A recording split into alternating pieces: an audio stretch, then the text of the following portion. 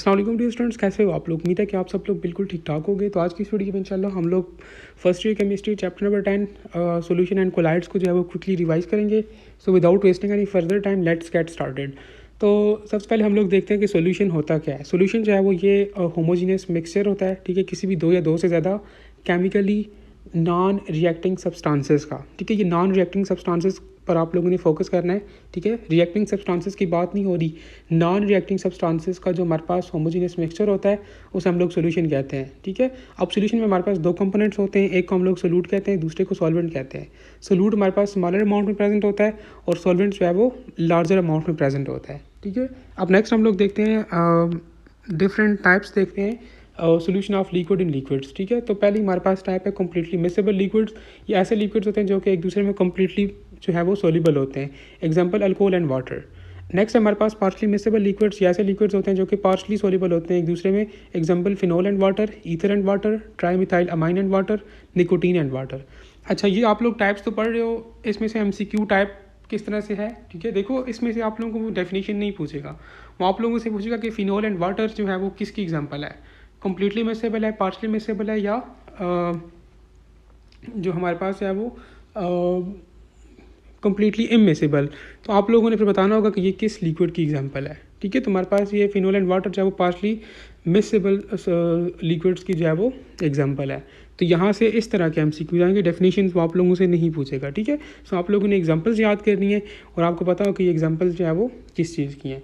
Next हमारे पास critical solution temperature और अपर consulate temperature. ये ऐसा टेम्परेचर होता है at which two partially miscible liquids are mixed completely to form the homogeneous mixture. देखो पार्शली में हम लोगों ने बात की थी कि ये लिक्विड्स आके जिसमें पार्शली जो है वो सोल्यूबल होते हैं, लेकिन इन पार्शली सोल्यूबल लिक्विड्स को जो है वो हम लोग एक ऐसा टेम्परेचर दें कि ये कम्प्लीटली एक दूसरे में जो है वो सोल्यूबल हो जाए, तो उस टेम्परेचर को हम लोग क्रिटिकल सोल्यूशन टेम्परेचर कहते हैं, यहाँ पर कंसुलेट टेम्परेचर कहते हैं। ठीक है, तो ये आप लोगों को जो है वो डेफिनेशन भी पता हो और आगे जो है वो दो एग्जांपल्स है तो वो आप लोगों ने जो है वो याद रखनी है। कहते हैं कि for phenol water system the upper consulate temperature is 65.9 centigrade, और ट्राईमिथाइल अमाइन वाटर सिस्टम के लिए हमारे पास जो अपर कंसुलेट टेम्परेचर या क्रिटिकल सोल्यूशन टेम्परेचर है वो कितना है 167 सेंटीग्रेड। ठीक है, तो ये दो एग्जांपल्स आप लोगों ने याद रखनी है। ठीक है, इसका मतलब क्या है, देखो 65.9 डिग्री सेंटीग्रेड पे हमारे पास जो फिनोल और वाटर है ना ये कम्प्लीटली एक दूसरे में सोल्यूबल हो जाते हैं, और 167 डिग्री सेंटीग्रेड पे हमारे पास ट्राईइथाइल मीथेन और वाटर जो है वो एक दूसरे में कम्प्लीटली सोल्यूबल हो जाते हैं। वैसे ये पार्शली हैं लेकिन इस टेम्परेचर पर ये एक दूसरे में कम्प्लीटली सोल्यूबल हो जाते हैं। नेक्स्ट हमारे पास कम्प्लीटली इमिसिबल लिक्विड्स। ठीक है, ये ऐसे लिक्विड्स होते हैं जो कि इसमें इनसोल्यूबल होते हैं, मतलब इसमें ये वो डिज़ोल्व नहीं हो सकते। अब एग्जांपल्स यहाँ पे उसने कुछ दिए हैं, नंबर 1 वाटर एंड बेंजीन। ठीक है, कार्बन डिसल्फाइड एंड वाटर, तो ये कम्प्लीटली इमिसिबल लिक्विड्स हैं। ठीक है, ये एक दूसरे में सोल्यूबल नहीं होते, तो आप लोगों ने एग्जांपल्स पर ज़्यादा फोकस करना है। नेक्स्ट हम लोग देख लेते हैं solubility. Solubility is defined as mass of solute by mass of solvent multiply 100। ठीक है, अब कुछ फैक्टर्स हैं जो कि सोलिबिलिटी पर डिपेंड करते हैं, 5 फैक्टर्स हैं जो कि इस पर डिपेंड करते हैं, temperature, nature of reactants, catalyst, surface area and concentration. आप लोगों से क्वेश्चन कर सकते हैं कि all are the factors that affect solubility except, फिर आप जो है वो फिर ये 5 फैक्टर्स वहाँ से देख लोगे, जो इनके अलावा हो तो फिर आप लोग उसको टिक करोगे। नेक्स्ट हमारे पास कुछ कंसंट्रेशन यूनिट्स कहते हैं कि ये ऐसे they are use to measure the strength of solution. ठीक है, तो उनको हम लोग कंसंट्रेशन सोल्यूशन यूनिट्स कहते हैं।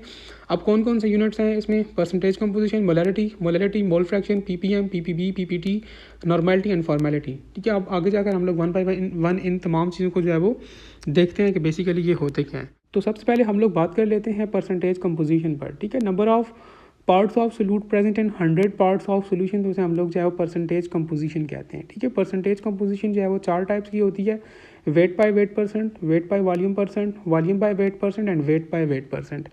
रिलेशन आप लोग इजीली निकाल सकते हो। ठीक है, वेट को आप लोग जो है वो मैस कंसिडर करो और वॉल्यूम को जो है वॉल्यूम ही कंसिडर करो इन मिलीलीटर। ठीक है, बाकी रिलेशन उसी तरह से है। For example weight by weight percentage किसकी इक्वल है, it is equal to mass of solute, ठीक है, divided by mass of solution. दोनों मैसेज हैं, ठीक है, क्योंकि दोनों वेट की बात हो रही है ना, तो इस तरह से वेट बाय वॉल्यूम का भी है। ठीक है, mess of solute divided by volume of solution multiply 100। तो इस तरह से आप लोग इन रिलेशंस को देख लो। लेकिन यहाँ से जो इंपॉर्टेंट चीज़ है जो MCQ में आपसे पूछी जाती है वो आपसे इस तरह से MCQ देगा कि आप लोग बताओ 10% वेट बाय वेट सोल्यूशन का क्या मतलब है। या 10% वेट बाय वॉल्यूम सोल्यूशन का क्या मतलब है, या फिर 10% वॉल्यूम बाय वेट सोल्यूशन का क्या मतलब है, या फिर 10% वॉल्यूम बाय वॉल्यूम सोल्यूशन का क्या मतलब है। तो फिर आप लोगों ने बताना होगा कि 10% वेट बाय वेट सोल्यूशन का मतलब ये है कि 10 ग्राम सोलूट हो 100 ग्राम ऑफ सोल्यूशन में, तो उसे हम लोग जो है वो कहते हैं कि वो 10% वेट बाय वेट सोल्यूशन है। ठीक है, तो इस तरह से ये जो स्पेशली या लास्ट में ये जो एग्जांपल्स के बाद ईजी के बाद जो मतलब स्टेटमेंट मेंशन है इन चारों टाइप्स में, तो वो आप लोग अपने जहन में जो है वो रखो। और ये जो टाइप 3 है वेट बाय वॉल्यूम में, तो इसको आप लोग करेक्ट कर लो। ठीक है, ये एग्जांपल के बाद 10% weight by volume solution means that 10 ग्राम नहीं है, 10 ml है। ठीक है, वॉल्यूम बाय वेट है, तो वॉल्यूम को हम लोग ml में लेंगे, तो ये बन जाएगा 10 ml of solute in 100 grams of solution. ठीक है, तो इसमें से जो है वो इसी तरह के MCQs आते हैं। उसके बाद नेक्स्ट है हमारे पास मोलैलिटी एंड मोलैलिटी। तो मोलैलिटी हमारे पास जो है वो it is equal to number of moles of solute divided by number of decimetre cube of solution. ठीक है, तो ये मोलैलिटी जो है वो उसका डेफिनेशन भी है और रिलेशन भी उसका यही है। ठीक है, आप लोगों को अगर फाइंड करने का बोले तो आप लोग यही रिलेशन यूज़ करोगे, अगर डेफिनेशन का पूछे तो यही डेफिनेशन है। ठीक है, और हमारे पास ऐसा सोल्यूशन जिसकी हमें मोलैलिटी का पता हो तो उसे हम लोग जो है वो मोलर सोल्यूशन कहते हैं या स्टैंडर्ड सोल्यूशन कहते हैं। लेकिन यहाँ पे मोलैलिटी में एक पॉइंट बहुत ही ज़्यादा इंपॉर्टेंट है, विच इज़ दैट के मोलैलिटी जो है वो टेम्परेचर डिपेंडेंट है। ठीक है, ये टेम्परेचर पे डिपेंड करती है, जबकि आपके पास मोलैलिटी जो है ना वो टेम्परेचर पे डिपेंड नहीं करती। ठीक है, अब मोलैलिटी बेसिकली है क्या, number of moles of solute divide by number of kilograms of solution. ऊपर हमारे पास क्या था, DM क्यूब था, यहाँ पे जो है वो किलोग्राम है। जस्ट यही इसमें डिफरेंस है, बाकी इसमें और कोई भी डिफरेंस नहीं है। ठीक है, और डिफरेंस दूसरा ये है कि हमारे पास मोलैलिटी जो है वो टेम्परेचर डिपेंडेंट है, जबकि मोलैलिटी जो है वो टेम्परेचर पर डिपेंड नहीं करती। ठीक है, तो आगे ये आप लोग देख सकते हो, इसने मेंशन किया कि मोलैलिटी इज़ टेम्परेचर इंडिपेंडेंट। ठीक है, नेक्स्ट हमारे पास कुछ MCQ पॉइंट्स है, कहते हैं कि molarity of pure water is 6 है और मोलैलिटी कितनी है प्योर वाटर की 55.6। ठीक है, नेक्स्ट है हमारे पास मोल फ्रैक्शन। अब मोल फ्रैक्शन को देख लेते हैं। मोल फ्रैक्शन बेसिकली इसे हम लोग x से रिप्रेजेंट करते हैं। अब ये किसके इक्वल होता है, number of moles of component divided by total number of moles of all the components. पहले हम लोग एक कंपोनेंट के नंबर ऑफ मोल को जो है वो डिवाइड करेंगे number of moles of all components. ठीक है, सारे कंपोनेंट्स के नंबर ऑफ मोल्स पर। ठीक है, उस पर डिवाइड करेंगे तो तुम्हारे पास मोल फ्रैक्शन आ जाएगा। ये जिस तरह आप लोग परसेंटेज वो निकालते हो ये बिल्कुल उसी तरह का है, लेकिन इसमें हम लोग मल्टीप्लाई 100 और वो चीज़ें नहीं करते। अच्छा, एक और इधर इंपॉर्टेंट पॉइंट है, the sum of all mole fractions is equal to unity, मतलब वो 1 के इक्वल होता है। ठीक है, मोल फ्रैक्शन का जब हम लोग एट द एंड पहले एक एक कंपोनेंट का फाइंड करते हैं, फिर उसका आखिर में सम लेते हैं ना, तो वो 1 के इक्वल होता है। ठीक है, नेक्स्ट हमारे पास parts per million, billion and trillion. तो पार्ट्स पर मिलियन को पहले देखते हैं। मैस या volume of solute divided by mess और वॉल्यूम ऑफ सोल्यूशन। ठीक है, ये रिलेशन तीनों में यूज़ होगा। सिर्फ आप लोगों ने क्या चेंज कर जाना है, पार्ट्स पर मिलियन में हम लोग जो है वो मल्टीप्लाई कर लेंगे 10 की पावर 6 के साथ। पार्ट्स पर बिलियन में हम लोग जो है वो मल्टीप्लाई करेंगे 10 की पावर 9 के साथ। और पार्ट्स पर ट्रिलियन में हम लोग जो है वो इसी रिलेशन को लिख के आगे मल्टीप्लाई करेंगे 10 की पावर 12 के साथ। ठीक है, बाकी रिलेशन सेम है सब में। ठीक है, मैस और volume of solute divided by mess और वॉल्यूम ऑफ सोल्यूशन, मल्टीप्लाई फिर आगे चेंज होते जाएंगे। ठीक है, मिलियन में हम लोग मल्टीप्लाई 10 की पावर 6, बिलियन में जो है वो 10 की पावर मल्टीप्लाई 10 की पावर 9, और ट्रिलियन में जो है वो मल्टीप्लाई 10 की पावर 12 करेंगे। ठीक है, और the term parts per million, parts per billion and parts per trillion are applicable for very dilute solutions. जो सॉल्यूशन वेरी डाइल्यूट होता है, बहुत ज़्यादा डाइल्यूट होता है, तो हम लोग ये तीनों जो है वो ये जो है कॉन्सेंट्रेशनल यूनिट्स, इनको हम लोग फिर जो है वो यूज़ करते हैं। ठीक है, किसके लिए, वेरी डाइल्यूट सॉल्यूशंस के लिए। नेक्स्ट है हमारे पास Raoult's law for the volatile solutions. ठीक है, राउट्स लॉ को हम लोग जो है वो सिर्फ और सिर्फ वोलेटाइल सोल्यूट्स के लिए यूज़ करते हैं। ठीक है, नॉन वोलेटाइल सोल्यूट्स के लिए हम लोग इसको यूज़ नहीं करते। स्टेटमेंट क्या कहता है, vapour pressure of the component at given temperature is equal to the mole fraction of that component in the solution multiply the vapour pressure of the component in pure state. ठीक है, तो ये इसकी जो है वो स्टेटमेंट है। नीचे इसका रिलेशन लिखा हुआ है, और रिलेशन के नीचे जो है वो ये रिलेशन में जो डिफरेंट वैल्यूज़ हैं कि पी ए क्या है, पी बी क्या है, ठीक है, एक्स ए क्या है, एक्स बी क्या है, तो ये आप लोग देख लो। ठीक है, रिलेशन भी इसका देख लो। रिलेशन डेफिनेशन पता हो राउट्स लॉ की तो यही काफ़ी है, लेकिन रिलेशन भी देख लो। और ये चीज़ ध्यान में रखो कि हमारे पास राउट्स लॉ को हम लोग जो है वोलेटाइल सोल्यूट्स के लिए सिर्फ यूज़ करते हैं। ठीक है, नेक्स्ट है हमारे पास इसमें कोलिगेटिव प्रॉपर्टीज़। ठीक है, कोलिगेटिव प्रॉपर्टीज़ इंपॉर्टेंट है। अब कोलिगेटिव प्रॉपर्टीज़ कहते हैं do not depend upon the nature of solute if solute is non volatile. And non electrolyte but depend upon the nature of solute if solute is electrolyte. ठीक है, कहते हैं कि ये सोल्यूट पर जो है वो उस वक्त डिपेंड करता है जबकि जिस वक्त हमारे पास सोल्यूट जो है वो एक इलेक्ट्रोलाइट हो। ठीक है, लेकिन अगर सोल्यूट जो है वो इलेक्ट्रोलाइट नहीं होगा, नॉन इलेक्ट्रोलाइट होगा या नॉन वोलेटाइल होगा, तो फिर ये उस पर डिपेंड नहीं करती है कोलिगेटिव प्रॉपर्टीज़। ठीक है, तो यही चीज़ उसने लिखी है कि colligative properties do not depend upon the nature of solute if solute is in non volatile and non electrolyte state. लेकिन ये उस वक्त हमारे पास जो है वो सोल्यूट के नेचर पर डिपेंड करेंगे जब सोल्यूट जो है वो इलेक्ट्रोलिटिक स्टेट में होगा या इलेक्ट्रोलाइट होगा।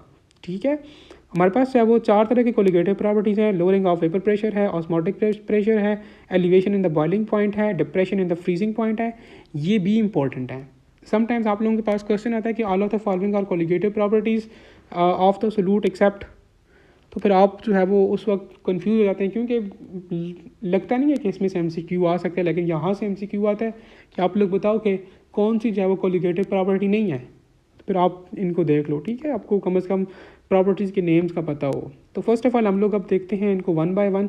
सबसे पहले है हमारे पास लोअरिंग ऑफ वेपर प्रेशर। कहते हैं कि according to Raoult's law the lowering of the vapour pressure is directly proportional to the number of mole fractions. ठीक है, मोल फ्रैक्शंस। तो मोल फ्रैक्शन जितना ज़्यादा होगा वेपर प्रेशर उतना ज़्यादा होगा।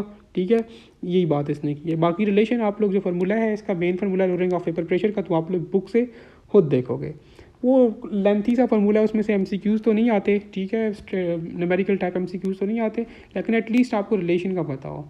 रिलेशन भी MCQ में नहीं आता, लेकिन कम से कम आपको जो यहाँ पे एक पॉइंट बता दिया ना कि हमारे पास जो है वो लोअरिंग ऑफ वेपर प्रेशर जो है वो directly proportional to the mole fraction. ठीक है, ये पॉइंट भी आप लोग ध्यान में रख लो, तो this is more than enough. लेकिन फिर भी एक बार आप इस रिलेशन को देख लो बुक से। ठीक है, नेक्स्ट है हमारे पास दूसरी property osmotic pressure. It is the mechanical pressure required to prevent the osmosis. ठीक है, ये ऐसा प्रेशर है जो कि ऑस्मोसिस को होने से रोकते हैं, तो उसे हम लोग ऑस्मोटिक प्रेशर कहते हैं। नीचे रिलेशन गिवन है, pi is equal to RTC divided by M। Pi का T के साथ डायरेक्ट रिलेशन है, C के साथ भी डायरेक्ट रिलेशन है, M के साथ इन्वर्स रिलेशन है। अब ये R क्या है, T क्या है, C क्या है, M क्या है, पाई क्या है, तो ये आगे जाकर देखते हैं। यहाँ पर ये चीज़ें मैंशन है, तो आप लोग यहाँ पे जो है वो इनको खुद देख लो। ठीक है, पाई जो है वो ऑस्मोटिक प्रेशर को रिप्रेजेंट करता है, R यूनिवर्सल गैस कांस्टेंट है, T टेम्परेचर है, C कंसंट्रेशन है, M मॉलिक्यूलर मास है। ठीक है, और आइडियल सोल्यूशन के लिए हमारे पास ये रिलेशन क्या बन जाएगा, pi is equal to MRT। ठीक है, तो ये रिलेशन याद कर लो। वैसे यहाँ से एक तो MD कैट वालों के लिए ये कि ये उनके सिलेबस में नहीं है, और जो KMU कैट वाले स्टूडेंट्स हैं तो उनके लिए ये चैप्टर इतना इंपॉर्टेंट है ही नहीं। ठीक है, एक आध MCQ आता है, वो भी मोलैलिटी में से ही आ जाता है, लेकिन फिर भी आप लोग देख लो, क्योंकि MCQs है उसका पता नहीं चलता, वो कहीं से भी आ सकता है। तो आप लोग कम से कम एक मरतबा इन चीज़ों को जो है वो लाजमी गो थ्रू करो। नेक्स्ट है हमारे पास elevation in the boiling point. ठीक है, अब यहाँ पे जो है वो रिलेशन उसने दिया हुआ है कि हमारे पास ये जो है वो ये है डेल्टा P। ठीक है, ये इसका मोलैलिटी के साथ डायरेक्ट रिलेशन है। ठीक है, और यहाँ पे जो उसने कांस्टेंट यूज़ किया उसको हम लोग जो है वो इबिलियोस्कोपिक कांस्टेंट कहते हैं, जिसका यूनिट हमारे पास जो है वो केल्विन पर मोल पर kg है। ठीक है, और वाटर का जो है वो इबिलियोस्कोपिक कांस्टेंट कितने हैं, 0.52 है। ठीक है, तो ये एक दो पॉइंट्स हैं, ये आप लोगों ने ध्यान में रखने हैं। एक तो वाटर का इबिलियोस्कोपिक कांस्टेंट किसकी इक्वल है, और दूसरा इसका यूनिट।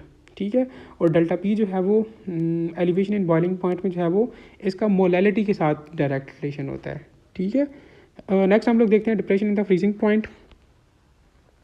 इसमें भी है वो उसने लिखा है कि हमारे पास जो है वो ये जो फ्रीजिंग टेम्परेचर है इसका मोलैलिटी के साथ जो है वो डायरेक्ट रिलेशन है। ठीक है, फिर आगे इसने जो है वो प्रोपोर्शनैलिटी के साइन को हटाकर यहाँ पे एक कांस्टेंट इंट्रोड्यूस किया विच इज़ KF जो है हमारे पास एक कैरियोस्कोपिक कांस्टेंट है, जिसका यूनिट हमारे पास जो है वो केल्विन पर मोल पर kg है।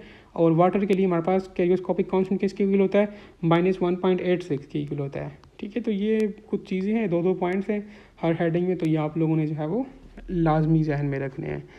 अब ये इंपॉर्टेंट है हमारे लिए कि टाइप्स ऑफ सॉल्यूशंस कितनी हैं। ठीक है, 4 तरह के सॉल्यूशंस होते हैं, ट्रू सॉल्यूशंस होते हैं, कोलाइड्स होते हैं, सस्पेंशंस होती हैं, कर्व्स मिक्सचर्स होते हैं। ठीक है, तो सबसे पहले देखते हैं कि ट्रू सॉल्यूशंस कौन से होते हैं। ट्रू सॉल्यूशंस ऐसे सॉल्यूशंस होते हैं जिसमें हमारे पास पार्टिकल्स का साइज़ जो है ना, सोल्यूट का जो है वो साइज़ जो है वो कितना हो, 1 एंगस्ट्रॉन से लेकर 10 एंगस्ट्रॉन तक हो, तो ऐसे सॉल्यूशन को हम लोग जो है वो ट्रू सॉल्यूशन कहते हैं। ठीक है, ये बेसिकली प्योर होमोजीनियस सॉल्यूशन होता है। ठीक है, for example salt in water. अब इसकी डेफिनेशन भी इंपॉर्टेंट है, ठीक है, और दूसरी चीज़ ये भी इंपॉर्टेंट है, एग्जांपल्स भी इंपॉर्टेंट है, ठीक है। आप लोगों को डेफिनेशन पूछी जा सकती है और एग्जांपल पूछी जा सकती है कि लाइक फॉर एग्जांपल अगर हम लोग साल्ट को वाटर में डिज़ोल्व करते हैं तो वो कौन सा सोल्यूशन बनता है, ट्रू सोल्यूशन बनता है, कोलाइड बनता है, सस्पेंशन बनता है, या कॉर्स मिक्सर बनता है। तो इस तरह से आप लोगों को इनका पता हो। नेक्स्ट हमारे पास है colloids, a solution in which the size of the particle of the dispersed phase is 10 angstrom to 2000 angstrom. तो इस तरह के सोल्यूशन को हम लोग जो है वो कोलाइड कहते हैं और ये हेट्रोजीनियस मिक्सचर होता है, ठीक है। एग्जांपल क्या है, स्टार्स इन वाटर, ठीक है। नेक्स्ट है हमारे पास थर्ड पे सस्पेंशन। सस्पेंशन ऐसा सोल्यूशन होता है जिसमें हमारे पास पार्टिकल्स का साइज़ जो है वो डिस्पर्स फेज में जो है वो 2000 से ग्रेटर होता है, ठीक है, तो उसे हम लोग जो है वो सस्पेंशन कहते हैं। For example sand in water, ठीक है। Last but not least coarse mixture क्या होता है, basically it is a rough mixture. Example sugar को आप लोग सॉल्ट में डिज़ोल्व कर लो, ठीक है, कोई सोल्यूशन ही नहीं बनेगा, वो उसी तरह से पड़े रहेंगे, तो इसको हम लोग कर्स मिक्सचर कहते हैं। तो ये थी आप लोगों के पास 4 टाइप्स ऑफ सॉल्यूशन। और यहाँ पे हम लोग चैप्टर को वाइंड अप करते हैं, चैप्टर नंबर 10 को। उम्मीद है कि आप लोगों ने काफ़ी कुछ सीखा होगा। Thank you.